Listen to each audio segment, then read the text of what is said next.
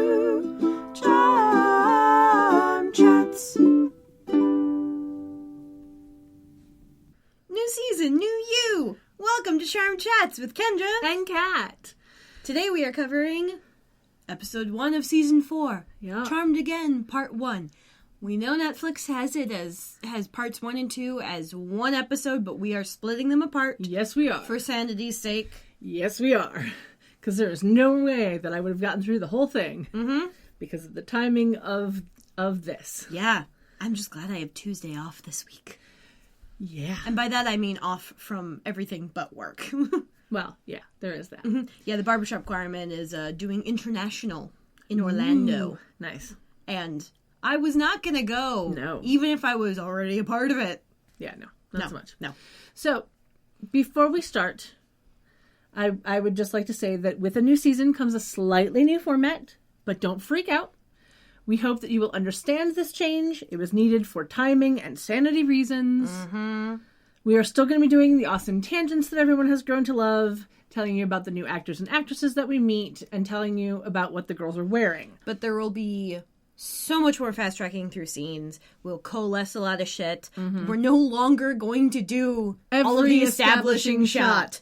Though I will mention, if we see the Swan Hitch or the Triangle Building, yeah, I'll at least put a passing mention. And hey, Triangle Building. Yeah, but I'm not going to go through every individual shot because that takes too long. It takes too long, and I realized that I was the only one who loved it. Mm-hmm. And if you were one of those people that loved it, I'm sorry.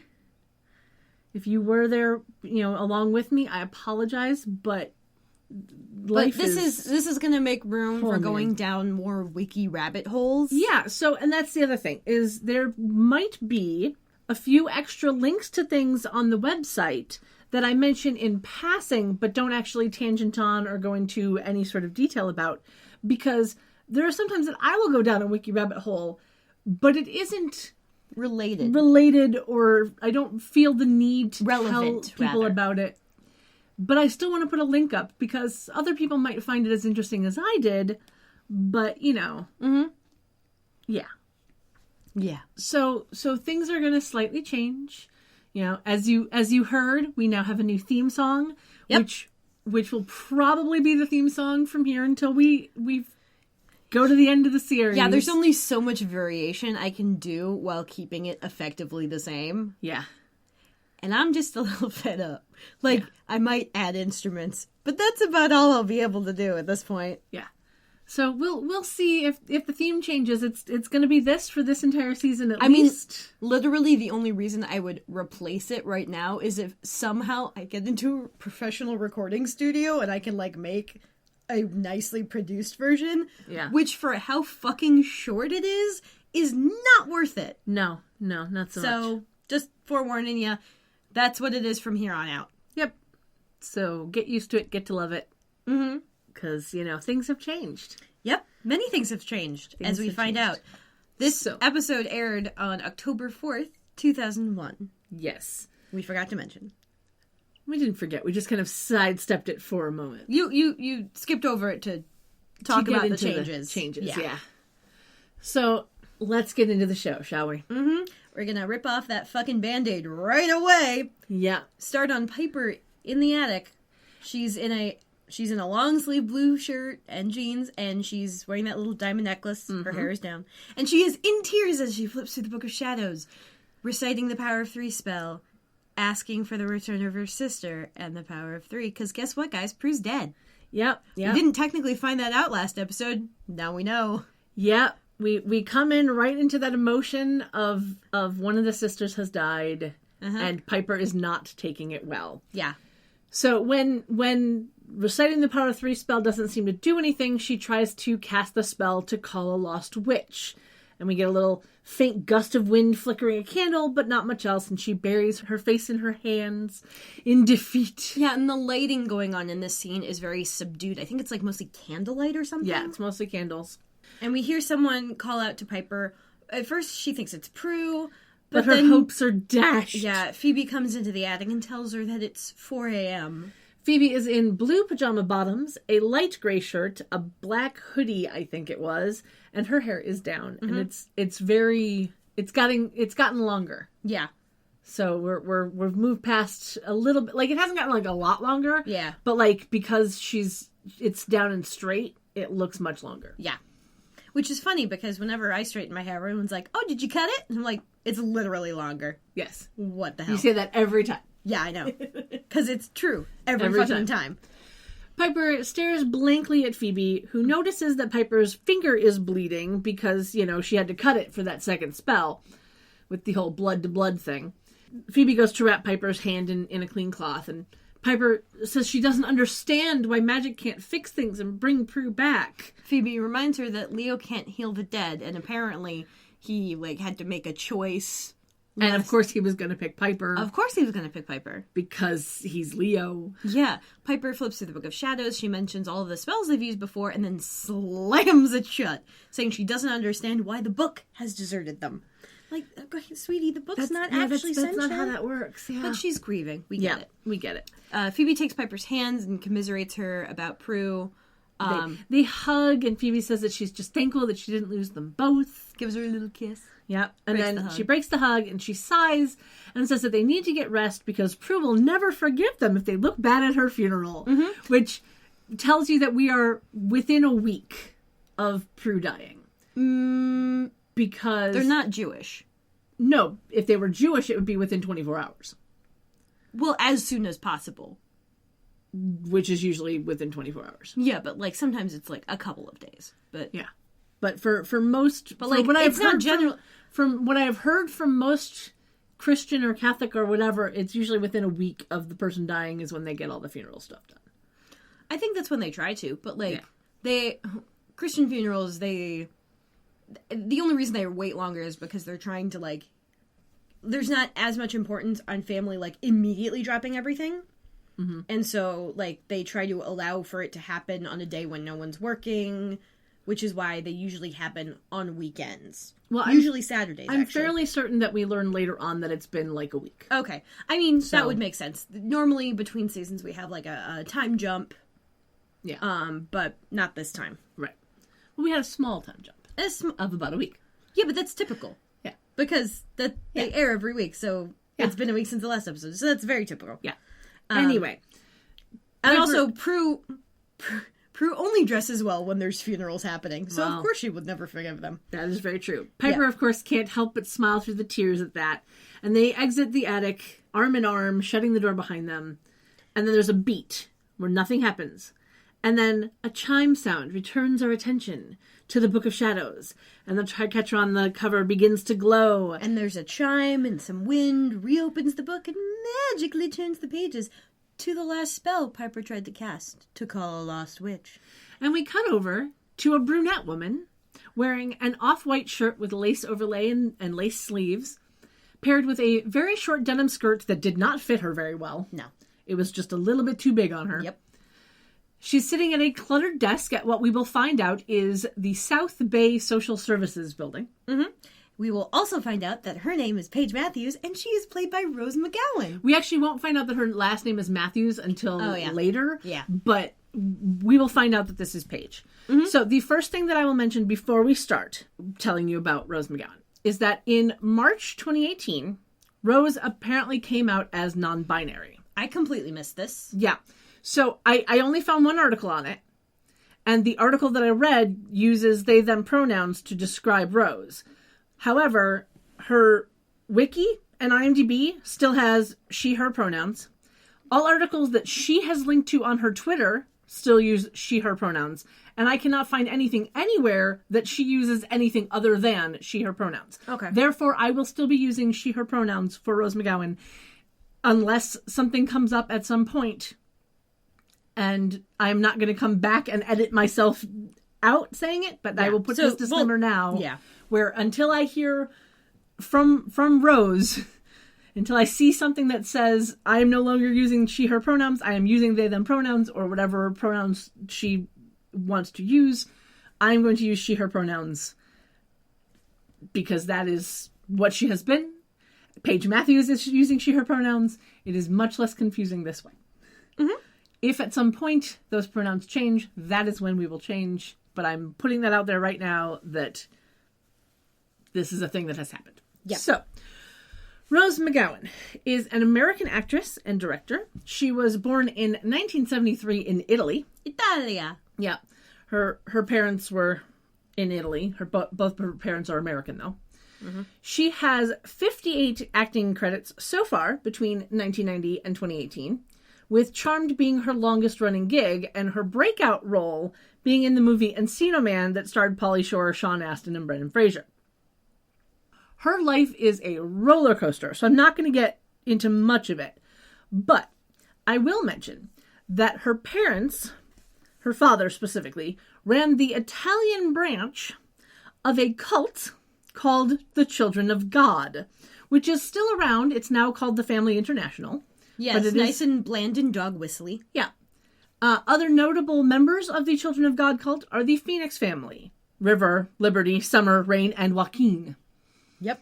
That's a story for itself, and you should read about them because they're nuts too. Did you know that their last name isn't actually Phoenix? Well, I figured not. They changed their name to Phoenix when they left the Children of God cult because they were starting anew, but their actual last name is Bottom.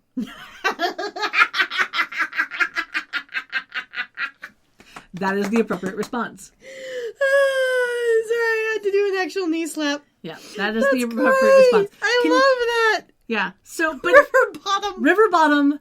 Yeah. Rain Bottom. Yeah. Liberty Bottom. Yeah, Liberty's name is actually Libertad, so it makes it even funnier. Libertad Marisol. Bottom. Summer Bottom. Yeah. Anyway, is Joaquin's actual yes, name? Joaquin is his real name. When he first went into acting, he changed his name to Leaf because he wanted to have a nature name like the rest of his family. Bottom. Well, no, at that point he was Leaf Phoenix. I know. But yeah, he changed his name to Leaf because he wanted to have a nature name like the rest of his family. And then he was like, fuck this, and went back to Joaquin because Joaquin is just so much cooler. It really is. It really is. Anyway, so back to Rose McGowan.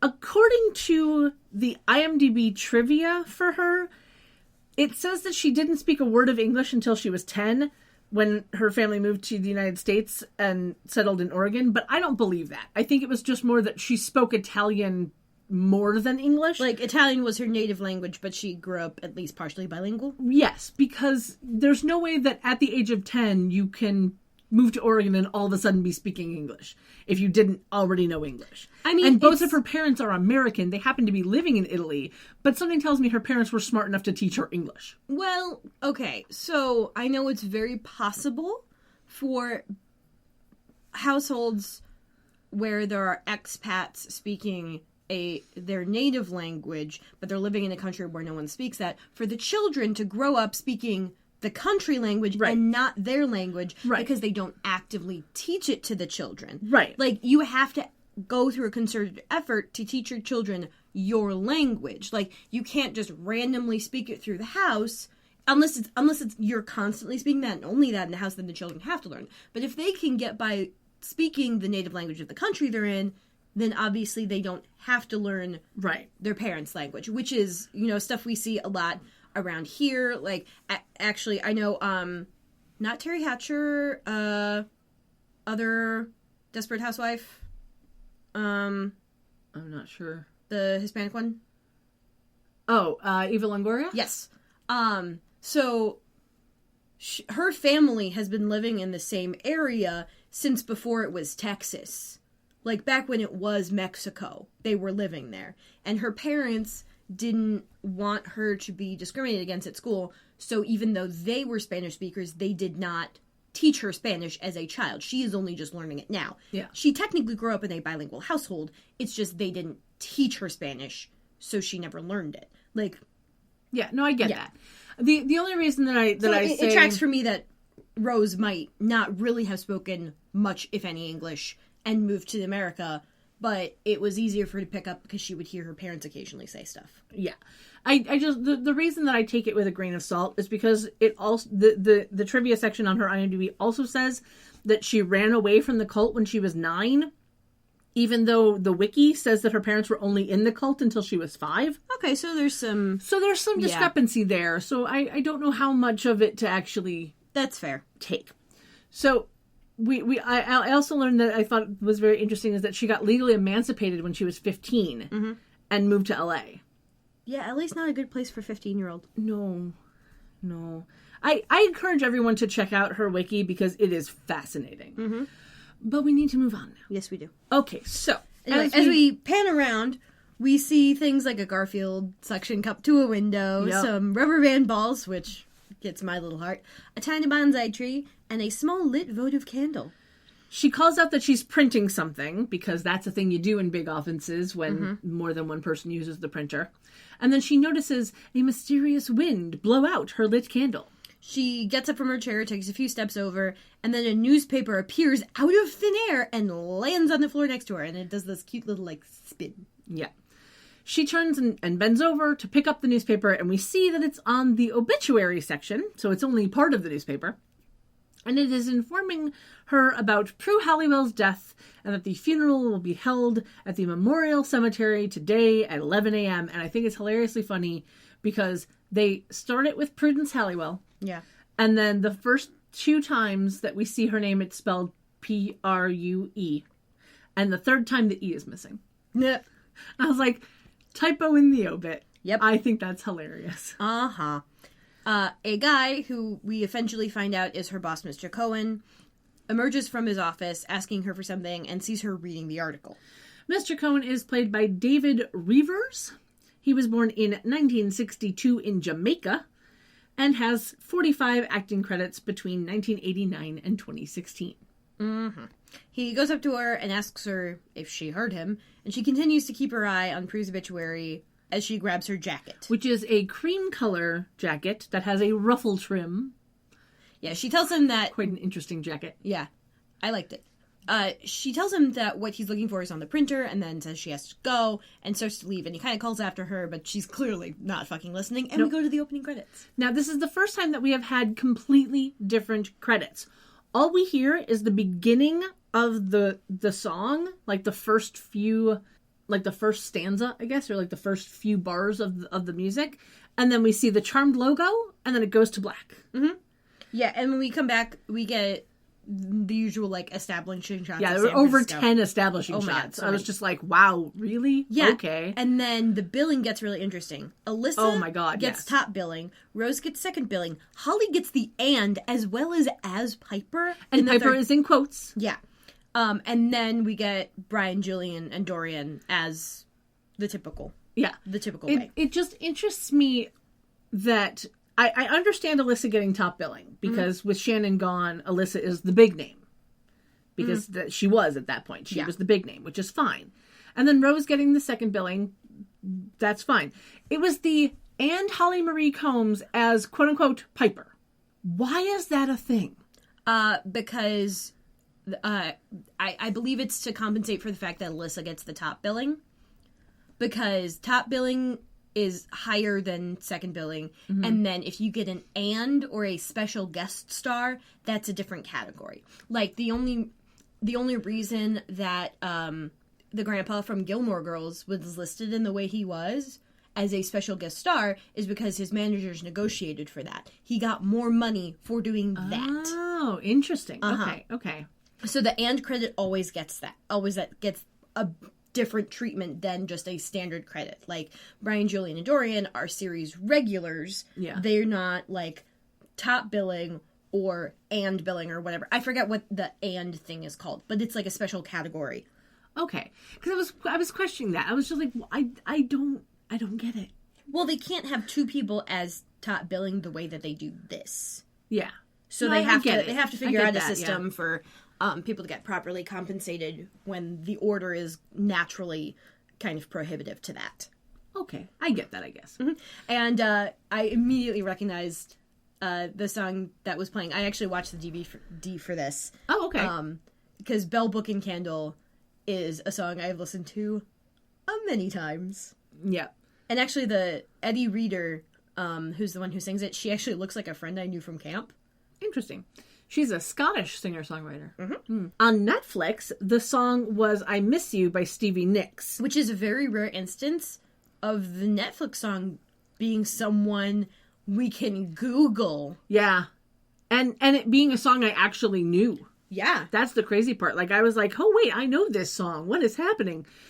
Stevie Nicks is an American singer-songwriter, and she is most known for her time with the band Fleetwood Mac, which is, if you know the song Landslide, you either know the Dixie Chicks or you know Fleetwood Mac, because those are the two big bands who did it. Mm-hmm. But it was a Fleetwood Mac song first. Yep. Though I like the Dixie Chicks version better. Stevie Nicks has had a pretty good solo career. She has had a really good solo career, but most people automatically are like, oh yeah, that woman from Fleetwood Mac. Yep. And of course, she's also used as a joke of, who's that guy? Yeah. Yeah. But Stevie Nicks has a very gravelly voice, and I don't always enjoy it. There is a reason she got cast as a witch in American Horror Story Coven, and it's because she is one. Well, she has this lovely witchy Earth Mother atmosphere to her. And it was really hilarious because that season of American Horror Story, they had Lily Rabe literally dressed as like a Stevie Nicks groupie. Nice. And then they had Stevie Nicks on there and they had her meet her, and it was like a total fangirl moment. And I do not regret watching that season for that particular reason. Because it was just great to watch her. That's not a show that I watch, but I've since stopped watching it, but I liked that season. Yeah. Interesting. Anyway, so as we find ourselves inside the manor, we see that there are many flower arrangements on the tables. All of the flowers. So many flowers. Phoebe walks in wearing a simple black dress covered by a dark sweater jacket thing that was like, it was attached just at the collar. And it has, like, muted flowers embroidered on it. They weren't bright, but they weren't dull either. Tasteful. And they had light purple cuffs at the wrist that did not look like it belonged on this jacket. She is famous for this, of wearing an outfit where the cuffs just don't fucking match. Yep. At all, whatsoever. And you're just like, why was this a choice? They always give Phoebe the weird shit. They really, really do. Her hair is pulled back into an inverted ponytail. Yeah, that thing where you make the topsy tail thing. Yeah, the topsy tail, and then you like part it in the middle and you pull it through over top. Yeah, I used to do that all the time as a kid. Oh yeah, it's a good look. It looks cute. I like it. Yeah. She places another flower arrangement on the table, and then she walks into the living room where Victor is sitting in a chair with his eyes closed, and he is in a black suit. She asks if she can get him anything. He says no, and then she waters a plant on the table next to him, and then goes to fiddle with yet another plant. Yeah, she's kind of doing the Piper thing. Yeah, she is just taking care of the plants and trying to not think about things. Yeah, she looks up to find Leo entering with Cole. Leo is in a beautiful black suit. Cole is in black pants, a blue button-down shirt that's not completely buttoned, and a longer black jacket. So he is not, as I lovingly say, he's not dressed for a funeral. No, but when he dresses all in black, it's because he's being evil, so yeah. I get it here. Yeah. Phoebe runs over to him and hugs him. She was afraid he wouldn't make it, and he's like, I shouldn't be here, since the source has literally every demonic bounty hunter looking for him. That the source isn't going to stop until he's found, and he doesn't want that happening at Prue's funeral. Which is very nice of him, if you think about it. Yeah, and kind of an indication of what's going to happen. I mean, yeah. Yeah. Phoebe's like, oh, we'll protect you. He's like, you can't. You're not the charmed ones anymore. Way to rub it in, asshole. Yeah, I love that. Leo steps in to say something about not having the power of 3, but Phoebe just raises her hand to stop him, and she reminds Cole that it's harder to track a demon in a cemetery, and she needs him to be there. Mm-hmm. We hear a door open and shut, and then Victor walks in with Daryl, who's wearing a nice medium-tone gray suit. Yeah. Pretty sedate. Because he's normally in, like, warm browns and stuff, right? Yeah. Or blues. Yeah. It was a nice medium-tone gray suit. It looked very nice on him. Yeah. Phoebe goes over to hug him. He mentions that Prue's case is being assigned to another inspector. Leo questions what he's talking about, and Daryl reminds them that Prue and a prominent doctor were killed, and important people want answers. Consequences. Yeah. Cole wonders what that new inspector is going to find. Since it was a demonic hitman, Daryl's like, well, he won't stop looking until he finds something. Cole's not worried, though. Yeah. Leo says that he is worried because he saw and remembers what happened when they were exposed as witches and that it cost Prue her life. Victor wants them to wait to talk about all of this because they still have to bury Prue, and Phoebe goes over to hug Victor. And we never, like, at this point, we haven't gotten any explanation of how the fuck Phoebe got out of the underworld. Like, last we saw, she and Leo were stuck down there with Cole. Yep. And that was it. Yep. I'm assuming that Leo probably Leo orbed them out. Yeah. But yeah, there's no explanation for how they got out of the underworld, for how they didn't get killed in the underworld because the source sent, dude to kill them. Uh-huh. And we just nothing. We know nothing. We hear nothing. No. And clearly that's a production issue, not a story writing issue. Like, I presume they suspected Shannon wasn't going to return at the end of the season because she tried not to at the end of the second season. She tried to leave, but they had her contracted for 3. Right. So she had to do 3, and I guess they thought they could like convince her or something and they wouldn't have to resolve it or whatever. But they couldn't. She left. And then they had to scramble and find a way to do it out, after they shot that last episode. So what? To talk on that really quickly, there are a lot of rumors going around. There always have been. There always have been a lot of rumors going around that the reason that Shannon left is because she and Alyssa hated each other and it was a huge fight and whatever. And while that may have been the case, the real reason that she left the show is because she wouldn't sign a 2-year contract. And they wanted a 2-year contract. They wanted to get her to 5 seasons. And she was like, no, thank you. I don't want to. And so she might have come back for another season, but they wanted her to sign a contract for 2, and she didn't want to do it. And that's why she actually left. She was already, like, she was already not happy. Yeah, she was already not happy. And that could have been because of her relationship with Alyssa or whoever else. From what I can tell, they've mostly made up about it. Yeah. Like, they're genial. Shannon getting cancer kind of helped that along. This is true. This is very true. Because let me tell you, when you get cancer, people who hated you before all of a sudden want to be your friend again. Oh, gosh. Or at least make nice with you. Yeah. Not same thing, but, like, telling people my mom died, everyone suddenly is like, oh my gosh, like, super sympathetic, and I'm like, literally, this is just a piece of information for me. Like, whatever. Yeah. There's a lot of times where this is why... Like, this is my life, you're reacting differently, this is weird. Yeah. Kind of a thing. Yeah, this is why I will lovingly put this PSA out there. If you have people in your life that you love, tell them now. Don't wait until they're gone to be like, oh, I should have told them that I loved them. Because now they're gone and I can't tell them anymore and I'm sad about it. Hey, Blue, I love you. Hey, Blue, I love you too. Good boy. I've had him for 10 years. Yeah. I've been cancer-free for almost 20. High five. High five. It's a very, very soft high five. Yes, because we don't want to make loud noises and wake the dog. Mm-hmm. Though we did kind of say his name. That should have woken him, but he's very sleepy. He's been a party pupper all weekend. Yes. Anyway, so we cut up to Piper and Leo's bedroom. Piper is sitting in front of the mirror, kind of absent-mindedly brushing her hair. It's like a half back with a clip. She is in a very tasteful black dress with black hose. Yeah. Black pantyhose. Yeah. Leo walks into the open doorway to the room and calls for her, but she doesn't react other than to just keep brushing her hair. He approaches her, saying that they have to go, but she says that she doesn't want to go because that would mean that Prue's really not coming back and she doesn't think she can handle it, which I completely understand. Mm-hmm. Leo says they can handle it together, and Piper's like, I don't know how to live without a big sister.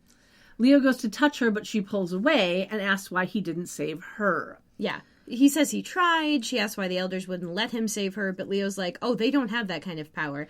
And she's all, what the hell good are they anyway? Because, grief. Yeah, grief does things to people. Mm-hmm. She gets up and she walks away from him, and he follows her saying that it's okay to be angry. And she's like, yeah, I'm pissed off because you healed the wrong sister. Yeah, she says that he healed her because she was his wife, but he should have saved Prue because she was the best, and then starts to cry again. He goes to hug her, and she actually lets him. And she asks why the elders would put them through so much for it to end this way. We cut down to the underworld, and we see an elaborate table with a smoke silhouette of a woman atop it. And we hear a woman ask to be seen. We have a person in a black cloak standing nearby and asks if Balthazar has been found. So now we know that this cloaked person is supposed to be the source. And while we don't get a face at this time, we do hear a different voice. The voice belongs to Bennett Guillory. He was born in 1949 in Louisiana and has 61 acting credits between 1983 and 2013. The female voice says that something possibly more important than Balthazar has been found, and the source kind of waves his hand toward a table. And a woman materializes via a bright light wearing a very slinky silver dress and stroking a crystal ball. Because that's a thing. At some point, we will find out that this woman is called the Oracle, and she is played by Krista Allen. So let me tell you a thing. She was born in 1971 in California. She has 107 acting credits so far, starting back in 1994. And I immediately recognized her because I can still remember the covers while I was working at the Blockbuster for the American version of the Emmanuel movies. It was a series that was started by the French, hence the name Emmanuel. And it's not something that I ever would have thought would have been on the shelves at Blockbuster, as it's basically softcore porn, but at least a few of them were there. The American series that she was in, 8 TV movies in all, is about an Earth woman named Emmanuel who is chosen by a group of space travelers to teach them about love and human sexuality. This is not the one where their dicks whistle? No. Okay, I'm remembering something completely different. I do then. not believe so. I didn't actually watch them. I think just there was a know movie. That I've seen the Emmanuel in space cover and all I'm pretty sure there was a movie where this like alien has to go to Earth and like get a kid because that's how they reproduce or whatever the fuck. And this only becomes a problem. Like, they study Earth culture, and the only problem is that when they get excited, their dicks whistle. Interesting. Yeah. And this is, I don't remember much of this movie. That sounds like a comedy? It really is. So maybe, yeah, definitely not this, but no. it just stuck with me. I understand why that would stick with you. Yeah. Yeah, no, the Emmanuel movies, because I can visibly see one of the covers is Krista Allen in a very large martini glass. Very large martini glass. I can just see it in my brain because I saw that cover so many times. That makes me think of Billie Piper then. Yeah. Like, I saw that cover so many times when I was reshelving movies because nobody ever rented it. But I had to pass by it to put other things back on the shelf. And I remember picking it up once because I was like, what is this? Like, because, you know, I like sci-fi and whatever. And I picked it up once and I was like, oh, this is softcore porn at Blockbuster. Okay, we'll just put that back and never touch it again. Because I was amazed at the fact that it was actually, like, being rented there. Like, do you know the movie Kids?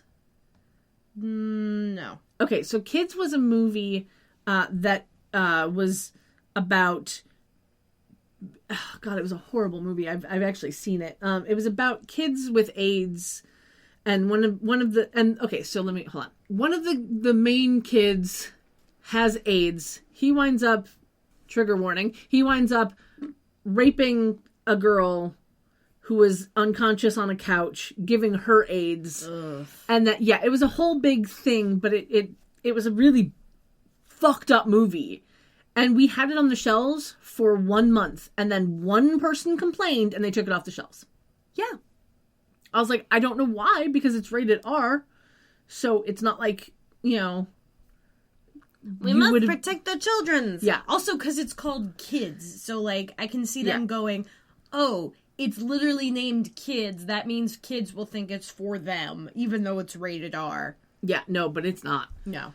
Absolutely not. And it's kind of like...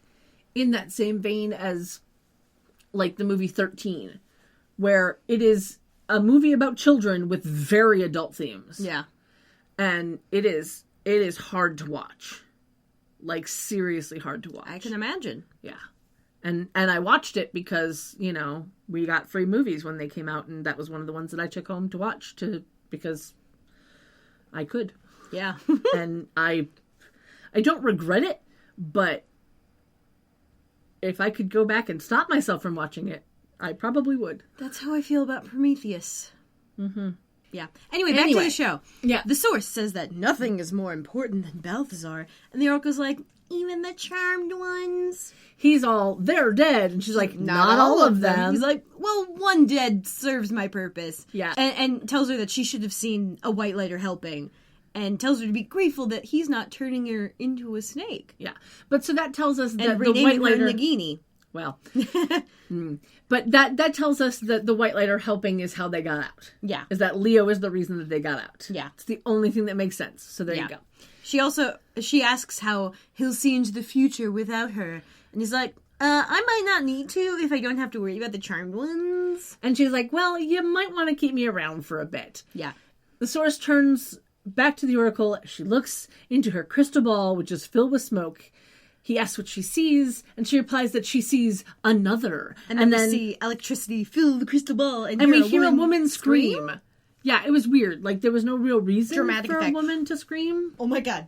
So, Mary Robinette Kowal is a professional screamer. Oh dear. And someone asked her to scream last night, and she's like, it's loud.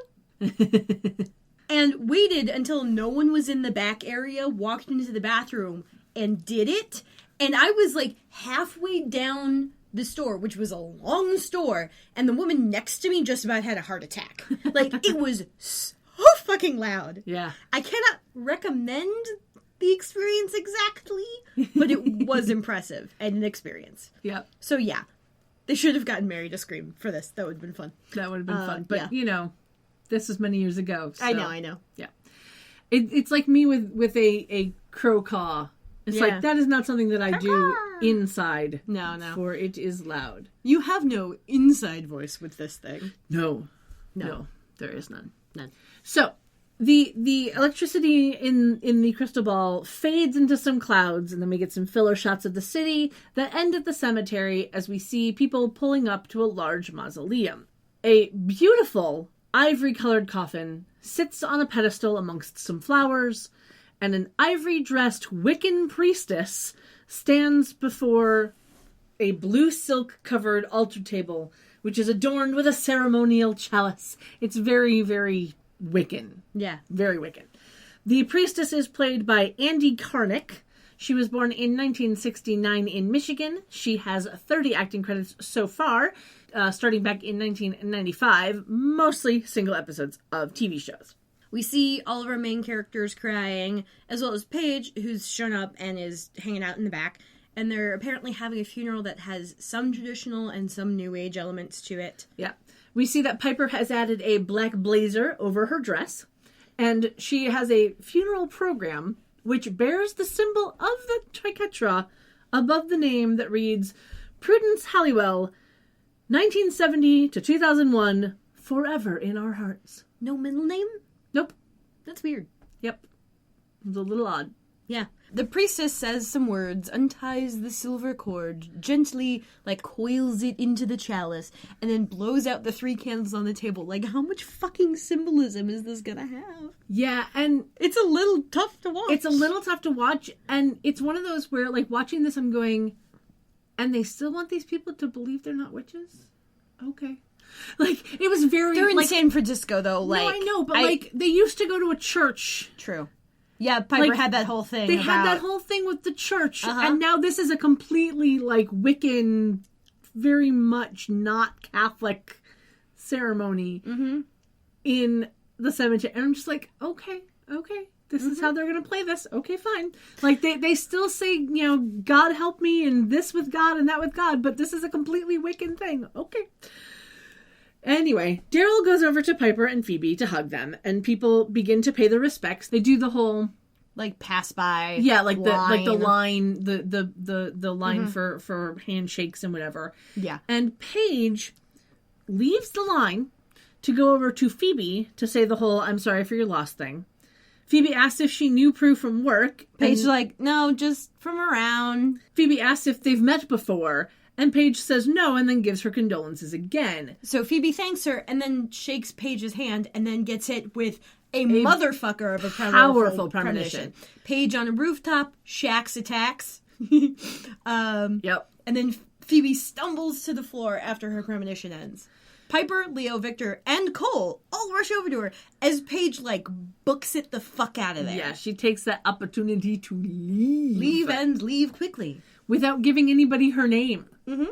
Leo and Victor help Phoebe stand up, and she tells them that she saw the demon that killed Prue killing the girl that she was just talking to. She says they have to find her, and she starts to head for the door when a demonic bounty hunter materializes in front of her and starts shooting lightning at Cole. And luckily, everybody besides the family has left the mausoleum at this point. Yeah. Because a la convenience. Well, I mean, to be fair, Paige was at the back. And not everyone who goes to the funeral is going to give condolences and whatnot. I get that, but a lot of them might be freaked out about the fact that it's really new agey. I get that. I just think for me it was one of those where it's like, really? Not even a single person is still there? Okay. Mm-hmm. I forget, was Daryl still there? Yes. Okay. Yeah, Cole dives. He avoids the bolts, which blow up the altar. Uh-huh. Leo pulls Piper behind a pillar for safety. Victor looks on in disbelief as Cole rolls and comes up firing, vanquishing a bounty hunter, but then another one appears. Before he can shoot at Cole, Phoebe runs up and knocks him to the ground with an expert martial arts move, and then hides behind a statue. Yep. He spins to fire at Phoebe, but Cole fires an energy ball at him and launches him into the chairs and then blows him up in a shower of fiery sparks. Yeah, and then Piper loses it. This is the final fucking straw. She tells everyone to stop it. All she wants is to bury Prue in peace, and then she accidentally knocks out a vase of flowers and storms out in tears. Yep. The bounty hunters are not listed on IMDb, so I can tell you nothing about them. They weren't even listed as uncredited. Oh, gosh. So, poor things. Yeah. We go to commercial break, and when we come back, we are back at the manor. Phoebe slowly works her way through the mourners before she finds herself in front of Leo and Cole. She says that she doesn't see the girl from her premonition anywhere, to which a woman standing nearby reacts. Because she's talking about this shit in the middle of all these people not paying any attention. Crowded house. Yeah. Leo sees this woman react and pulls Phoebe toward a flower arrangement near the base of the stairs and is like, you need to be more careful. Yeah. Thank you, Leo. Thank you. Yeah. She apologizes. Cole asks if she recognized the girl from anywhere else. Phoebe's like, I think she looked familiar, but we've got to find her before nightfall. Phoebe then slides a flower vase over an inch and then back again. Yeah. And Cole gently grabs her arm with a very concerned look and is like, what are you doing? She's like, cleaning. He goes, you hate to clean. She's like, it's better than falling apart. Leo tells her to focus on the girl, and Phoebe mentions that the girl was on a roof with a helipad, but that there were taller buildings around it. Now, the fact that there are buildings with helipads means that it's probably either a hospital or a newspaper. Yeah. Because those are usually the people that have helicopters. Mm-hmm. Because newspapers have the helicopters so they can get to that story. Yeah. As quick as they can. Also for traffic copters. Yes, traffic copters as well. But here's my thing, right? We know that she's in the social services building. Yeah. My assumption is that's the building that it's going to be, because that's one of the only buildings that she knows, right? Why would the social services building have a helicopter? What else is in that building is the biggest question there. I'm a no-no. I'm a no-no as well. Mm-hmm. Anyway. Leo says that they have to figure out which building it is before Shax does, and Piper walks out to them saying that they can't defeat Shax without the power of 3. Phoebe reminds her that she and Prue did, and Piper says that that's because Prue was the strongest and trying to do it without her would be suicide. Yep. Phoebe says that she got the premonition for a reason, and that they need to save the innocent. Piper asks why the elders expect them to keep risking their lives. Leo tries to get her to keep her voice down, and she yells at him, saying that he can tell the elders that they buried the charmed ones when they buried their sister, and then she spins and stalks up the stairs. Leo starts to follow, but Phoebe stops him and tells him that Piper needs to be alone. She then says that she can't let the girl die, especially not by the same demon that killed Prue, and Cole asks how she's going to stop Shax without the power of 3 to say the vanquishing spell. She says that she's hoping that the power of a witch and a demon will be enough, and then asks if he's interested. He says it's better than sitting around waiting for the next bounty hunter to attack, and they head off toward Victor. He's speaking to a man named Aaron, thanking him for coming, as Phoebe comes in and apologizes for pulling Victor away. The man that she apologizes to is the one and only Aaron Spelling. He was born in 1923 in Texas. He died in 2006 at the age of 83 in California. He is the executive producer of the show and has 229 producer credits starting way back in 1960. He was given a star on the Hollywood Walk of Fame in 1978. I think it's very fun that this is where they gave him his cameo. This is hilarious. Is at Prue's funeral. Oh my god. Like, I legit started laughing when I realized who it was. It's so funny. Yeah. So funny. Mm-hmm. Anyway. Phoebe tells Victor that she and Cole have to go and asks if he'll be okay. He asks where they're going. Cole says he doesn't want to know. And then they see Daryl entering and approaching with another man who's in a dark gray suit. Daryl apologizes to Phoebe and Victor, saying that Inspector Cortez insisted on meeting today. Cortez is played by Yancey Arias. He was born in 1971 in New York and has 83 acting credits so far, starting back in 1990. Cortez extends his sympathies. Phoebe and Victor thank him. Cole leaves to go get the car, and then Cortez asks where Piper is. Phoebe says she's upstairs not feeling well, and he says that he's also lost a sister and knows how they feel. And the way that he says it was, I lost a sister once. Yeah, it's so casual. And but it was flippant. Yeah, it was very flippant. And I was just like, really, dude? Really? Okay, sure. He promises her that they will find the monster who did this. Phoebe and Daryl exchange a look, which Cortez notices. He says that monster is the only word to describe someone so vicious, and that they have to stop him before he strikes again. Phoebe, of course, agrees, and then tries to excuse herself. Cortez stops her, saying that they really need to talk, and Victor steps in, saying, not now, and then Cortez apologizes. He holds Phoebe's look for an uncomfortable beat, and then allows her to exit, and Daryl looks a little bit concerned. Cut to the attic, where Piper, sans jacket, is angrily placing 5 lit candles in a loose circle on the floor in front of the Book of Shadows. Piper is saying she's summoned people before, so she's going to summon Prue whether or they not, like it or not. Yeah, because she needs to talk to her sister, and she goes to the book, which is open to the spell. She casts the spell, and inside the circle, white magic lights slowly begin to appear, and Piper looks up with her anger seemingly replaced by hope, anticipating Prue's appearance, but is greeted instead by the ghost of Grams. Mm-hmm. Piper asks why Grams didn't show up when she called before, and Grams says she was busy helping Prue along with their mother. Piper asks how Prue is, and Grams says not only is she not allowed to tell, they aren't allowed to see her, at least for a little while, because that would keep them from being able to move on with their lives and continue their destiny. Yeah. Grams is in a white dress with a dark shawl over her shoulders and very tasteful jewelry. Mm-hmm. Like it wasn't like the gaudy jewelry, like big flashy stuff that she normally is. It was very tasteful. Yeah, very not 70s. Yeah. Piper doesn't understand how they can still have a destiny with Prue gone. Grams reminds her that there's a reason for everything, including this, and that their destiny still awaits. She gives an outstretched hand, says a blessed be, and then disappears in the same swirl of white lights that brought her in. We cut to the underworld as the source materializes in that fiery display in front of the Oracle, who is still coiled around her smoke-filled crystal ball.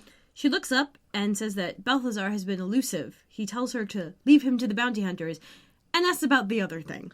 The Oracle waves her hand over the crystal ball, saying that her future is becoming clear and short-lived. And ominous. The crystal ball shows some swirling smoke inside as it begins to form into the image of Paige dancing. And we use a lovely, lovely fade. Like through the crystal ball. To find ourselves looking at Paige in a red dress, dancing with a guy that we will learn is her boyfriend of 1 month, Shane. I'm going to put that out there again. Her boyfriend of 1 month, Shane. Shane is played by Jordan Bridges. He was born in 1973 in California and has 45 acting credits so far, starting back in 1982. I immediately recognized him from Rizzoli Isles, where he played Frankie. He is the son of actor Beau Bridges, nephew to actor Jeff Bridges, and the grandson of actors Dorothy and Lloyd Bridges. Mm-hmm. He is a legacy. So, are they from Madison County? No. Anyway. Shane is dressed in dark pants, a button-down shirt that starts black at the neck and turns yellow at the bottom, and a very worn-in leather jacket. Mm-hmm. The song ends, and they head over to a table. We can now see that they're inside P3. He asks if she's okay because she seems quieter than normal, and then asks the waitress for a couple of beers. She asks for hers to be a mineral water instead, half joking that he must not know her as well as he thinks he does, because she doesn't drink alcohol. Mm-hmm. She mentions having problems with certain liquids.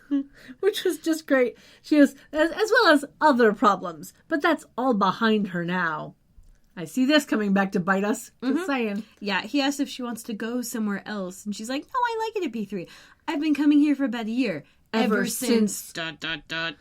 He tries to get her to continue. She says that it's boring, but then goes on a spout of exposition because why wouldn't she? Yeah. We learn that she's adopted and she loves her now deceased adoptive parents and that she's gone searching for her birth mother, hoping to find answers. She begins like this doodle on a napkin as she talks, continuing that, telling him that she went to the police, found the church she got dumped at, and says that the cops thought she might have been related to the Hallowell sisters, but since their mom died a long time ago, she gave up on that. Shane asks if she's ever talked to the sisters about it, and she basically says it would be too awkward, and then the waitress brings them their drinks. A beer for him, a mineral water for her, with a straw in the bottle, which is weird. Yeah. I understand the reason for it, but like, you don't put a straw in a beer bottle, but you put the straw in the water bottle.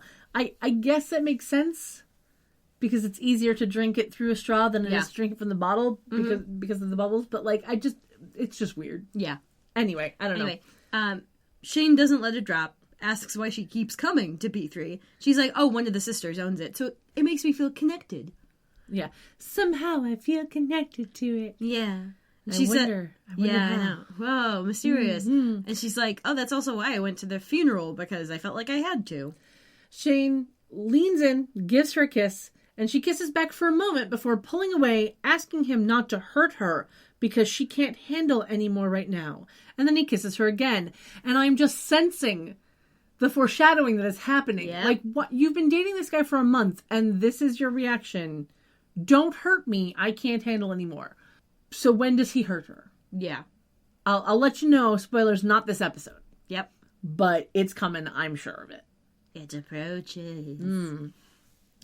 They both seem to be happy with the kiss. She breaks away, saying that she has something to show him. He hurriedly tosses some cash on the table, and they leave, drinks undrunk. She took maybe a sip out of her mineral water. He didn't even sip his beer. Yeah. It just drives me nuts when they do this. And we get a shot of the cocktail napkin Paige was doodling on, which has a rough drawing of the triquetra. Yep. Like real rough. Yeah. Because we saw at some point she was drawing a circle. Was the first thing that we saw was her just doodling this circle. Yeah. And it was very fun, though, that you could kind of see that she was actually drawing it, or at least pretending to draw it. So that was who knows? Maybe she actually drew it, and it looked really rough because Rose she actually doesn't very draw well. Yeah. Just like I don't speak good. Yeah. I don't do the speaking thing. Yeah. Anyway. I stopped putting words into sentence doing. Yes. We cut to a POV from some binoculars staring at a rooftop that looks to be the one from Phoebe's premonition. We see that Phoebe is the one looking through the binoculars from a room across the way as Cole approaches from behind, handing her a travel mug. She lowers the binoculars, turns to take the cup, and thanks him. She says that she thinks this is the right place, wonders if maybe they should try another rooftop just in case. He's like, oh no, you should follow your instincts. But of course she worries about being wrong and getting the girl killed. Cole tells her that she can't save every innocent or stop every demon, and he hugs her from behind. She says that she has to stop this one, and she hopes that her saying the spell will wound him enough that Cole can take him out. He asks if she'll just disappear with him because they can't pretend that the source is going to find him and that she's in danger just being with him.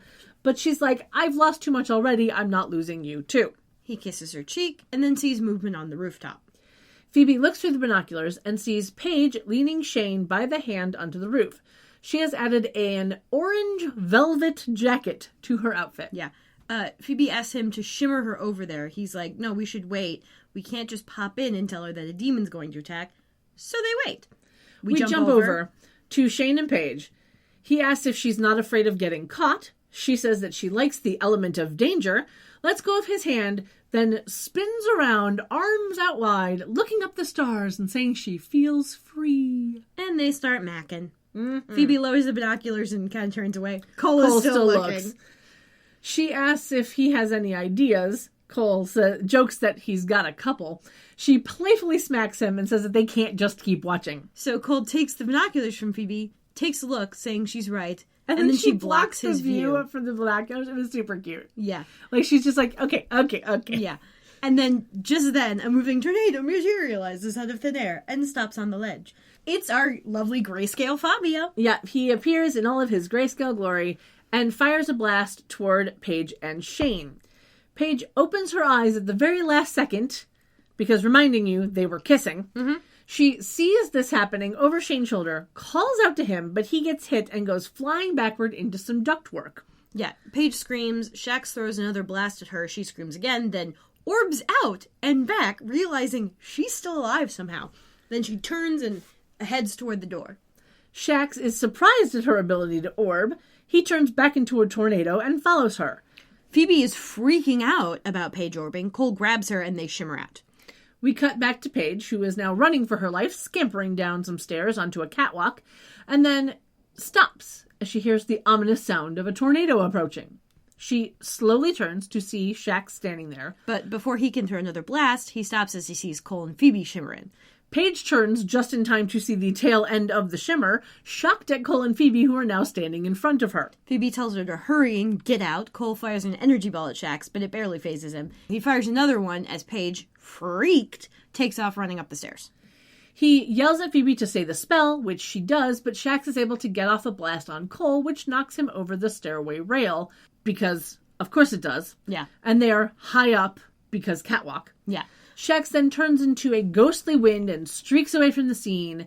Phoebe runs to the edge to see Cole plummeting toward the ground. He recovers enough to shimmer out and then shimmers back in next to Phoebe, proving that the conservation of momentum is not a thing with demons. Apparently not. She gasps and hugs him, and he says it's okay, but he's not sure about their innocent. And then we go to commercial break. Mm-hmm. We come back to the manor in the kitchen. Piper is at the sink doing dishes. She's now in a red shirt with black pants and that little diamond necklace. Her hair is still down. Leo is in a long sleeve blue sweater with his sleeves like scrunched up. I love that look. It's a good look. It's a good look. He's talking with Cole and Phoebe, not understanding what they're talking about because they're saying that the girl orbed, and that doesn't make sense that Shax would want to kill a white lighter. Cole mentions that Shax might not know she's a white lighter, but Leo can't believe that the source wouldn't know such a thing. Piper bangs some dishes. They all kind of glance at her, and then Phoebe asks if it's possible that the girl is the one who is unaware of her white lighter status. Cole says that she was just as surprised as they were when she orbed, which Leo also thinks doesn't make sense. Phoebe asks Leo to check in with the elders. He looks at Piper, then orbs out. Cole says that he should check with the other side to see if he can find anything out. Phoebe, of course, doesn't like that idea, but he says that he'll be careful and that no one will see him. He also says that it will He also says that it will confuse any bounty hunters looking for him, tells her not to worry about him disappearing, kisses her, and shimmers out. I hate when they do that. Yeah. Piper has stopped washing dishes, so Phoebe goes over and asks if she's okay.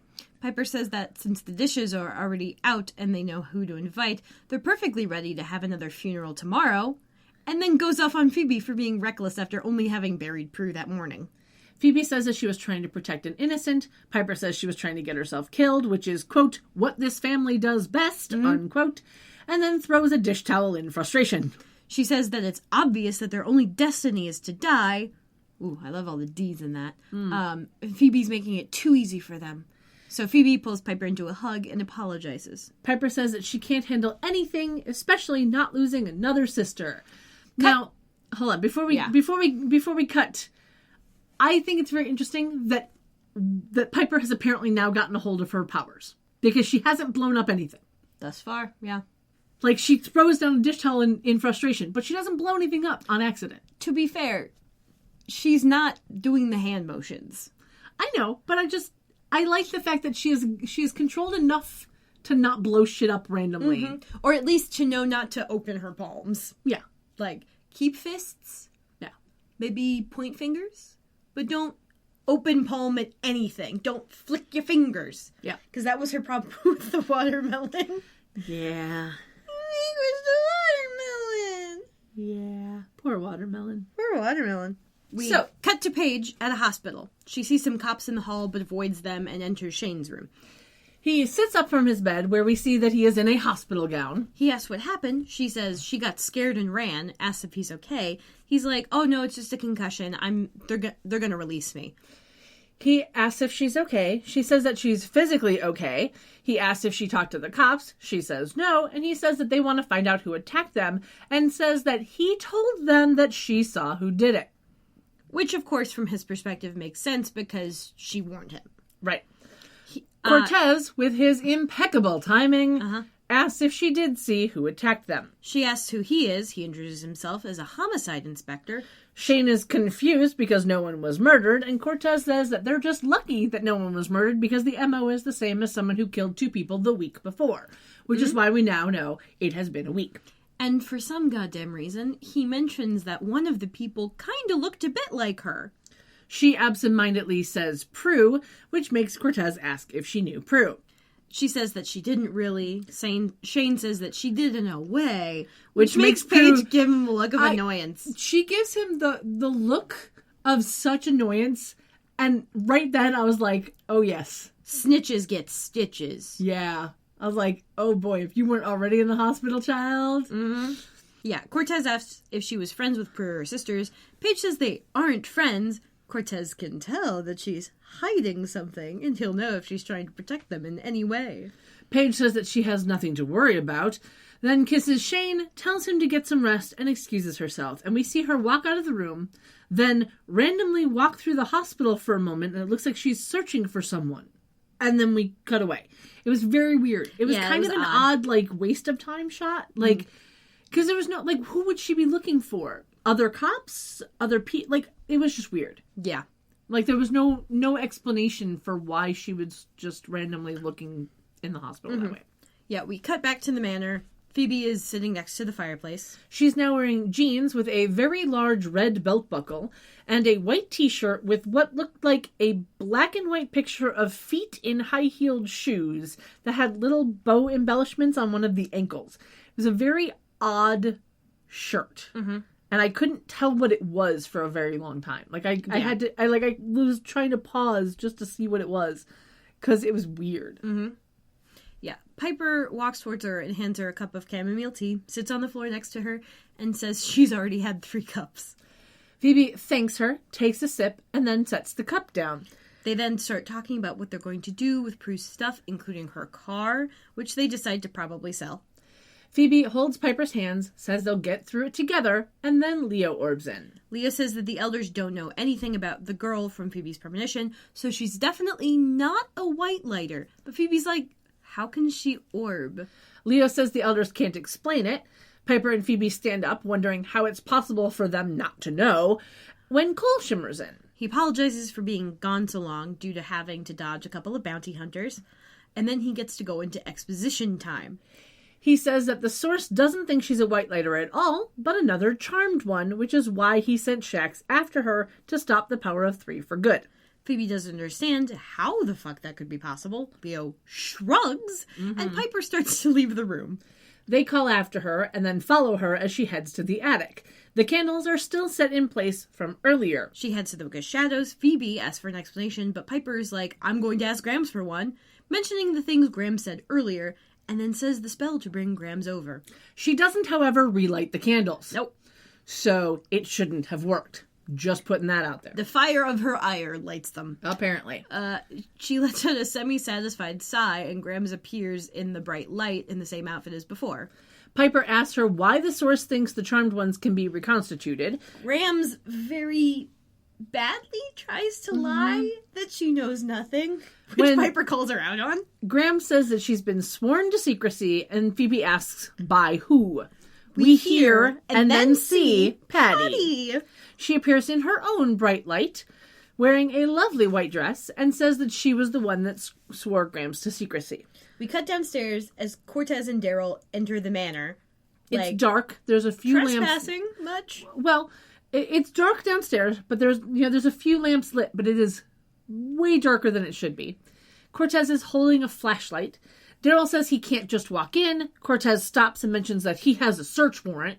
Daryl asks what he's looking for. Cortez says he can't believe Daryl doesn't know. And then he continues into the house. And they left the front door open. Oh my god. Fucking bastards. Yeah. Just saying. Yeah. We cut back to the attic. Patty is pacing. It's her turn for exposition time. We learn that she had a baby with Sam, her white lighter, which Cole thinks is amusing, and that they were worried that the girls would be denied their powers if anyone found out. She also says that the girls were toddlers, so they never knew she was pregnant. They just think that mommy got a little fat. Now, point of order. Prue definitely would have fucking noticed. Yeah, she was totally old enough to have figured it out. Piper was definitely old enough to figure it out, too. She would have been, 4? Yeah. Because Phoebe was about 2. Yeah. So maybe she wouldn't have noticed. Yeah. Especially if she was, 18 months. You're still working on a lot of shit then. Here's the thing. Prue absolutely would have known, because Prue would have seen Mommy be pregnant twice before. Yeah. And Piper would have seen it once before, when she was old enough to realize. Yeah. Granted, they did have to get older actresses for younger parts for that 70s episode. Yeah. But, it wasn't too far-fetched. Yeah. For Piper to have realized. Granted, of course, they forgot they even fucking had powers back then. Yeah. So their memories were probably a little more tampered with. Maybe Grimes added a little something to that blocking potion. Yeah, probably. A little tabula rasa effect, if you will. Yeah. Anyway, so we learned that Sam and Grams were the only ones who knew. Patty says that she wanted to keep the baby, but Grams knew that it would be disastrous because witches and white lighters being together wasn't just forbidden back then. They never would have been allowed to have had children together. Mm-hmm. Patty says that they dropped the baby at a local church and asked a nun to find her a good home, which they did. And Leo says that explains why the elders didn't know about her. Yeah. Phoebe finally realizes that this means that their innocent is really their sister. Patty says that they need to get her in front of the Book of Shadows to get her witch powers activated. Cole jokes about his family being screwed up, and Piper gives Cole a look. And just then, Cortez walks into the attic with Daryl just behind, seeing the 2 ghosts there. And everyone is a bit stunned as we go to commercial break. We come back just after we left. Piper tells Daryl to do something. Daryl says Cortez has a search warrant. Cortez says he's found what he was searching for. And Cole moves slightly toward Cortez, who aims his gun at him. They both threaten to shoot each other. Phoebe tries to say that there's an explanation. Cortez says that he knew evil magic was real. Piper's like, what are you accusing us of? Grams congratulates him on finding them out. And Very then asks, Grams-like. Yeah, and then asks if he's going to shoot them. Phoebe reminds her that not all of them are dead. Leo says that Cortez can't arrest them and that no one will believe him. And Cortez is like, I'm going to put you under constant surveillance. I'll catch you in the act sooner or later. Daryl knocks Cortez out with the butt of his gun, and he falls to the floor since the girls have been through enough. Piper thanks him. Phoebe walks over to him and tells him to go so he doesn't get in trouble, but he says that he'll stay. Phoebe asks him to let them take care of it. He tells them that they know how to get in touch with him if he's needed, and he leaves. Cole reminds them that he's eventually going to wake up, so they've only bought a bit of time. Leo says they'll need that time to save their sister. Grams tells them to write a spell and get rid of him. Which they're all taken aback by. She clarifies she just means to dump him somewhere that isn't the attic, and they should be able to come up with something. She starts rhyming, saying, take him back, take him away, remove him now, don't let him stay. She gestures at Phoebe, who continues, we call the spirits to help undo and send him off to Timbuktu. Cortez then vanishes from the floor, and they're all surprised that it worked. Piper's like, why Timbuktu? Phoebe says it's the only thing she could think of that rhymed with undo. Because apparently she couldn't think of Peru, which was my first thought. Yeah. Timbuktu is an ancient city in Mali, which is a landlocked country in West Africa. The official language is French, as they only gained their independence from France in 1960, and the official religion is Islam. They also have both a president and a prime minister. See, I could have also gone with Kathmandu. Yeah. But yeah, there are a few things that rhyme with undo that she should have been able to think of, but apparently she did not. No. Anyway, Cole says that he'll find Cortez and shimmers out. Piper is freaking out, confused, and angry at her mother for not telling them that they had another sister, especially on the day that they bury one. Patty tells her that everything that's happened is part of their destiny and that she can get angry or cry, but that she can't fight it or it will consume her. I see this being foreshadowing as well. Graham says it's now up to the girls, and she and Patty very helpfully disappear. Piper, Phoebe, and Leo head downstairs. Leo says that he can't sense her, meaning Paige, because she's not a witch yet. Phoebe says that the only lead they have is the church that Patty mentioned. Piper says that she's only doing this to save the innocent, not to save the charmed ones. And then they all notice that Paige is standing there in the front, like the open, in the wide foyer open front door. Yeah, in the foyer of the house, and that the front door is wide open. Paige apologizes, saying that the door was open, and turns to leave, but Phoebe stops her, saying that they were going to look for her, and closes the front door, and then introduces herself. Phoebe hooks her arm into Paige's, walks over to Piper and Leo, and starts to introduce Piper, but Paige already knows who she is and mentions going to the club. Piper asks her name, which is where we finally learn that her name is Paige. Phoebe makes the "another P, imagine that" joke, which reminds us of Graham's in that 70s episode. Piper shakes Paige's hand. We hear a chime. The chandelier starts to jiggle, and we get that lovely, weird, spotlight shimmer. Yep.